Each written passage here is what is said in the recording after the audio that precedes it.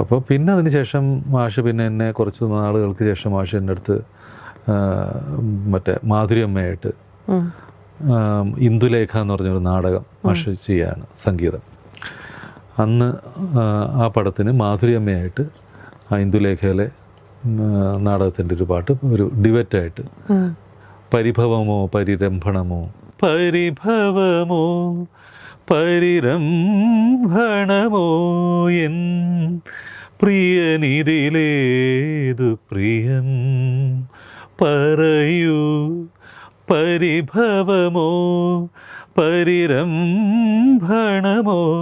N പ്രിയനിതിലേതു പ്രിയം പറയൂ. അങ്ങനത്തെ ഒരു